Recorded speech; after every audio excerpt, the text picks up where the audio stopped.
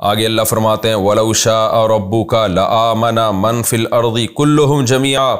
اے نبی صلی اللہ علیہ وسلم، آپ جو ان کے ایمان کے در پہ ہو رہے ہیں، کسی طرح یہ ایمان لے آئیں اور جب نہیں لاتے تو آپ کو پریشانی ہوتی ہے، تو یہ تو اللہ کے ہاتھ میں ہے۔ اللہ چاہے لَآمَنَ مَنْ فِي الْأَرْضِ کہ سب جو مخلوق بھی زمین میں رہتی ہے، کلہم سارے کے سارے انسان، جمیعہ تمام کے تمام سارے مسلمان ہو جائیں، سارے ایمان لے آئیں، یہ تو اللہ کے ہاتھ میں ہے۔ تو ظاہر ہے اللہ اگر نہیں کر رہا تو اس کا مطلب کوئی وجہ ہے، کوئی حکمت ہے۔ وہ حکمت کیا ہے؟ آزمائش ہے۔ جس کا دل چاہے گا ایمان لائے گا، جس کا دل چاہے گا نہیں لائے گا۔ تو افا انت تکرہ الناس، تو کیا ہے محمد، تو کیا آپ تکرہ الناس لوگوں کو مجبور کریں گے کیا؟ حتی یکونوا مؤمنین کہ وہ سارے مومن ہو جائیں، یعنی اس وقت تک آپ ان پہ جبر کرتے رہیں گے کہ یہ مومن، جب تک کہ یہ سارے مومن نہ ہو جاتے؟ ظاہر ہے یہ جبر آپ کر نہیں سکتے۔ کیا مطلب؟ یہ ایسے ہے جیسے ہم، آپ کا کوئی ریلیٹو ہو، کسی کو تبلیغ کر رہا ہو اور وہ مان نہ رہا ہو، تو آپ اسے کیا کہتے ہیں؟ کیا بھائی تو اس پر اتنی زبردستی کر سکتا ہے کہ یہ جب تک یہ مومن نہیں ہوتا تو اس کو مجبوری کرتا رہے؟ ظاہر نہیں ہو سکتا نا ایسے، تو اس لیے ہم اس کو کہتے ہیں بھائی پھر اس کو اپنے حال پہ چھوڑ دے۔ تو نبی صلی اللہ علیہ وسلم کے دل میں لوگوں کے ایمان لانے کی حرص اتنی زیادہ تھی اور آپ کو اتنی فکر تھی۔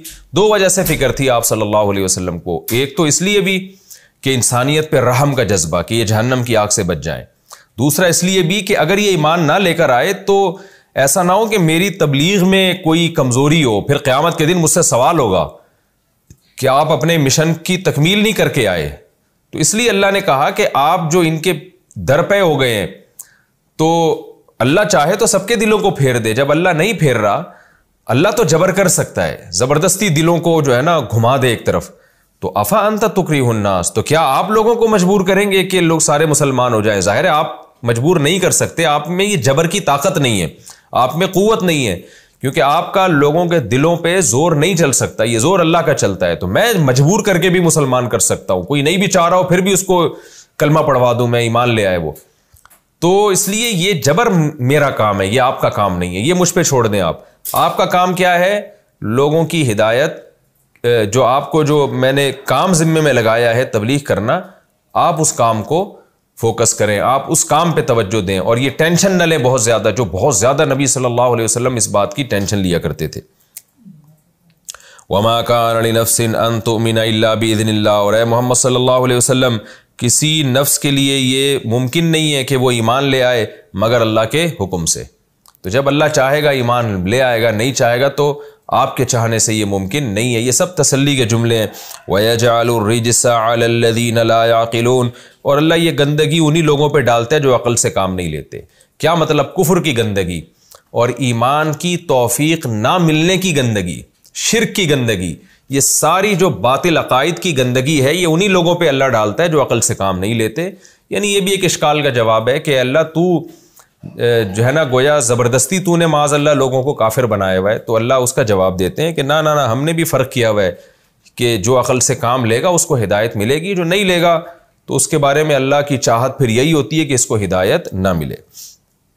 قُلْ انظُرُوا مَاذَا فِي السَّمَاوَاتِ وَالْأَرْضِ، اللہ کہتے ہیں جو عقل سے کام نہیں لیتے ان پہ اللہ باطل عقیدے کی گندگی ڈالتا ہے، جو عقل سے کام لیتے ہیں تو ان کو اللہ خطاب کرتا ہے کہ دیکھو اس کائنات میں غور و فکر کرو، عقل سے کام لو تو تمہیں ہدایت ملے گی۔ قل، اے نبی آپ ان سے کہہ دیجئے، انظروا ماذا فی السماوات والارض، یعنی اے نبی آپ تبلیغ کا فریضہ ادا کیجئے، اور یہ جو ہم نے کہا کہ جو عقل سے کام نہیں لیں گے ان کو ہدایت نہیں ملے گی، جو عقل سے کام لیں گے ان کو ہدایت ملے گی، تو آپ ان کو عقل سے کام لینے کا حکم دیں۔ اور کیسے کام؟ کہ ان کو بتائیں کہ دیکھو آسمانوں اور زمینوں کے جو نشانیاں ہیں ان میں غور کرو، تو ان نشانیوں میں جب یہ غور کریں گے تو خدا کے وجود اور اس کی توحید پر ان کو ایمان لانا پڑے گا۔